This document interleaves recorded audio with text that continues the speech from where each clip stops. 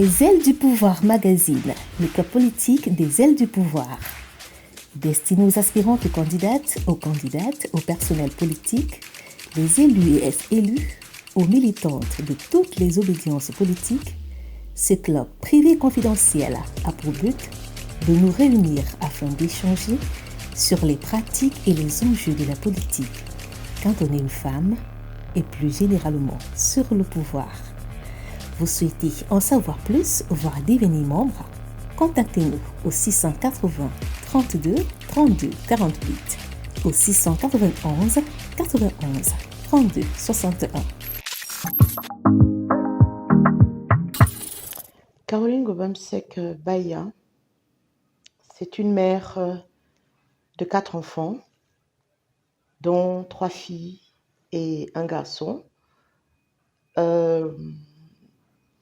Une est décédée à Conon, dans un établissement scolaire, dont la mort est toujours indigeste et que je n'ai pas encore vraiment trouvé la solution après 27 ans.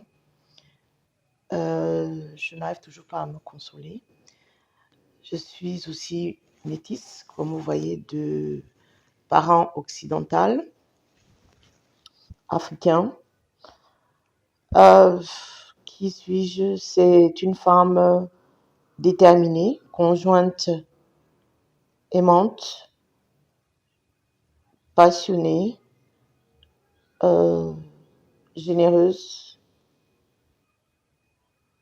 Et qu'est-ce que je peux encore dire sur moi? Il est très difficile de parler de soi-même. Hein. C'est plus facile pour les autres de dire qui vous êtes. Voilà en gros qui est Caroline Gobamsek Baya, reine mère du développement au Ghana, dont j'insiste vraiment sur mon titre. Vous verrez dans mon dossier presse, j'ai beaucoup de titres, j'ai beaucoup de décorations honorifiques. Je suis aussi le mérite camerounais. Bon, tout ça, ça n'a pas d'importance, mais je suis une femme déterminée à faire en sorte que le continent africain soit un continent comme les autres, c'est-à-dire développé. Ce qui m'a lancé à me lancer en politique, c'est mon père et mon mentor, Dr Amatouda Adjudi. Pendant des années, je me suis éloignée de la politique. Ça ne m'intéressait pas. C'était pour moi un jeu malsain entre la population, les peuples et les personnes en elles-mêmes. Les citoyens lambda, quand je veux dire personnes en elles-mêmes.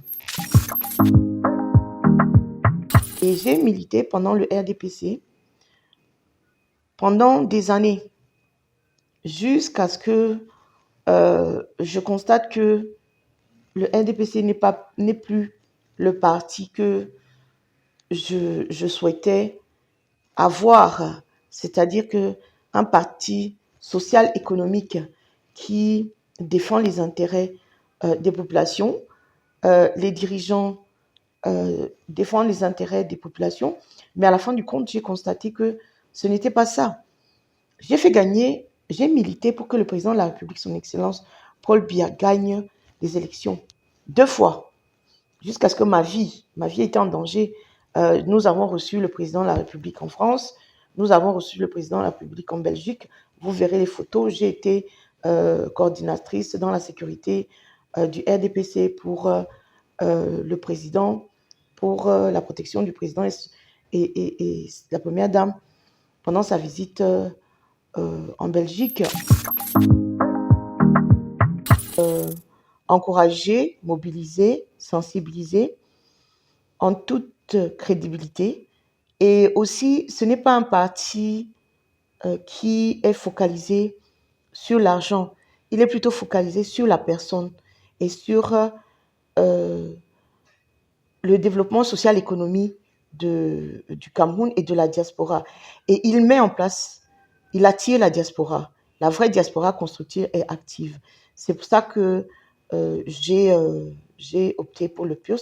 Et aussi, il a répondu à mon appel quand je lançais mes activités au Cameroun. J'étais en conférence auprès de l'ambassade d'Afrique du Sud parce que je suis très militante. J'étais militante dans le cadre de droits de la diaspora. Je suis secrétaire nationale en charge de la diaspora. C'est un poste qui est l'équivalent du ministre des Relations extérieures et en charge de la diaspora. C'est-à-dire qu'avec j'ai un carnet d'adresses qui est très exhaustif par rapport au travail que je fais depuis plus de 26 ans. Je suis en charge, mon cahier de charge, c'est de déjà essayer de trouver les voies et moyens pour que la diaspora puisse rentrer au Cameroun en toute sérénité, que nous puissions retrouver nos compatriotes ici au Cameroun pour travailler dans le développement de tous les secteurs du Cameroun, de faire respecter les conventions, les traités et les actes signés par le Cameroun à l'extérieur. J'essaye de faire en sorte que les organisations internationales onusiennes, les organisations onusiennes puissent appliquer les objectifs et les missions des accords cadres, parce que vous savez, quand vous avez un accord de siège, vous avez quand même des responsabilités à faire. J'essaye de discuter aussi au niveau diplomatique pour qu'on puisse avoir des accords bilatéraux bien établis pour que notre parti puisse aussi demain avoir un carnet d'adresses et puis des partenaires associatifs bien établis. J'assiste des personnes en difficulté. Comme je prends l'exemple, je me suis mise dans le projet des retours volontaires des ressortissants camerounais expulsés de Guinée équatoriale. Ça, c'est dur, c'est pas fini. On continue à le faire. Nous avons aidé plusieurs Camerounais. Je suis en train d'aider les personnes expulsées avec l'Organisation mondiale des migrations aux Pays-Bas et puis en Europe et en Afrique. J'essaye d'avoir une coopération sud-sud bien établie et aussi sud-nord, nord-sud. Since the dawn of time, they marked history. They are strong, remarkable, but before everything, there are women, mothers of humanity. Les Ailes du Pouvoir, a platform to give the speech to women of strength. Power, what is it about exactly?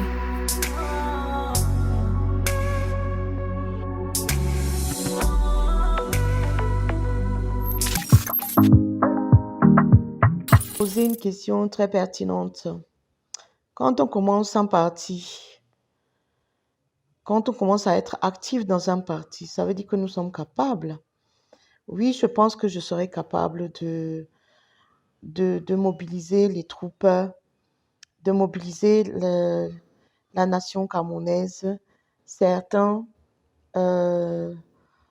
personnes et personnalités, parce que vous savez, il faut des ressources. Alors, il faudra qu'on cherche des ressources au niveau des associations nationales, internationales. Et il y a aussi une chose, c'est que avoir pris la décision de rentrer dans un parti panafricain, aujourd'hui, il faudrait que d'abord les gens comprennent ce que c'est le panafricanisme. Ensuite, ce que c'est un parti modéré. Le parti modéré ne veut pas dire que nous draguons ou nous avons des relations incestueuses avec le parti au pouvoir. Non, c'est que nous, personnellement, moi j'aime beaucoup le président de la République, son Excellence Paul Biya, mais je n'aime pas la politique actuelle du Cameroun parce qu'il a fait confiance à ses amis et puis à des personnalités qui sont aujourd'hui, qui ont des postes ministériels, mais qui n'appliquent pas la gouvernance qu'il aurait souhaité. C'est-à-dire que la femme a le droit à la vie, la femme a le droit au bien-être, la femme a le droit à l'éducation, la femme a le droit à la compassion, la femme a le droit au travail, a le droit de vote. Bref, ce qui rentre dans le cadre de la Journée internationale des droits de la femme. Par ailleurs, ici au Cameroun, je suis allée le 8 mars 2023 rendre visite à l'épouse de Madame, pardon, à l'épouse du feu Martinez Arsène Sogo, le 8 mars, pour lui montrer ma compassion, pour lui dire qu'elle a des droits et pour lui dire que nous sommes là pour l'assister et que nous l'assisterons. La parité, il y en a partout. Dans le PURS, il y a la parité. Et vous savez, la stratégie de notre parti, c'est de mobiliser les femmes et d'écouter les femmes. Regardez l'affiche du 8 mars. Le premier secrétaire national a encouragé les femmes. C'est pas parce que c'est un homme. Il donne des responsabilités. Il demande à ce que nous soyons proactifs. Il nous encourage, il ne nous demande pas. Il nous encourage à avoir des initiatives et il répond à nos initiatives positivement. De ce fait, je peux vous dire que quand je propose quelque chose en coalition avec toutes les femmes militantes du PURS, nous trouvons une solution et nous allons dans cette proposition tous ensemble. Il n'y a pas de supériorité. La parité est équitable. Il y a aussi le respect du gender equality. Mais je dirais que ce thème-là est plus adapté aux Occidentaux qu'à l'Afrique. Il faudrait d'abord que nous puissions rattraper le gap des nouvelles technologies, comme le président de la République l'a souhaité, et utiliser tous les outils qui sont mis à notre disposition pour faire avancer les choses. Et je peux vous dire que je suis aussi dans ce domaine, mais pas dans le digital, mais encore plus haut. Pour l'instant, je ne peux pas trop en parler, mais le moment venu, nous allons en parler. Je connais beaucoup de femmes en politique que j'apprécie énormément, d'autres non, d'autres qui sont incompétentes et qui, je pense, sont seulement là pour avoir des titres et avoir des honneurs. Je peux vous dire que j'ai eu à travailler avec Madame Foning, paix à son âme. Nous avons fait beaucoup de choses ensemble dans l'Association des femmes internationales, des femmes d'affaires internationales, dans le GFAC. La première loi que je souhaiterais, c'est de légaliser le concubinage. Oui, légaliser le concubinage parce qu'aujourd'hui, il y a la polygamie, certes, qui est acceptée. Je pense qu'il faudrait abolir déjà la monogamie. Pourquoi? Parce que beaucoup de femmes aujourd'hui, des veuves, n'ont pas accès à des propriétés, n'ont pas d'avantages quand les époux et les conjoints meurent. C'est la première loi c'est une proposition de loi que je mettrai sur la table de l'Assemblée nationale. Ensuite, la deuxième loi, c'est de donner l'accès au terrain, accès à la propriété au terrain. C'est-à-dire, comment je peux vous expliquer ça? Vous savez, les femmes n'ont pas le droit à l'héritage au niveau des familles, surtout dans l'extrême nord. Dans le nord, les femmes n'ont pas accès au terrain, n'ont pas le droit de propriété. Et il faudrait que les femmes aient un accès elles aient ce droit-là. Ça, c'est la deuxième loi. Il faudrait aussi que la troisième loi, je souhaiterais que la femme ait accès à plus de notoriété au niveau politique et au niveau bancaire, qu'elle soit reconnue comme leadership à part entière. Parce qu'aujourd'hui, on parle de parité, on parle, mais ce n'est pas ça. Il faudrait aussi, dans le secteur du sport, vous voyez la Fédération camerounaise de football, c'est des hommes depuis sa création. Fédération de handball. Il faudrait que toutes les fédérations, il faudrait aussi qu'on ait accès, il faudrait qu'il y ait des lois qui puissent nous donner accès et qui nous encouragent et qui nous soutiennent. En tant que femmes, nous pouvons faire changer les choses. Nous avons la capacité, nous avons la volonté, nous avons la persévérance et nous avons aussi la résilience. Parce que les femmes résilientes, aujourd'hui, si le Cameroun n'avait pas les femmes résilientes, je vous assure, on ne tiendrait pas debout. Le Cameroun, n'oubliez pas que le Cameroun est autosuffisant alimentaire et qu'il faut trouver des moyens pour que nos cultivatrices puissent sortir leurs produits. Il faut désenclaver les villages, les pôles de production. Il faut créer des pôles de production. Il faut implémenter notre politique internationale, notre diplomatie internationale.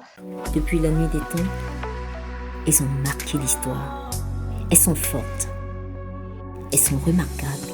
Mais avant tout, elles sont des femmes, les mères de l'humanité.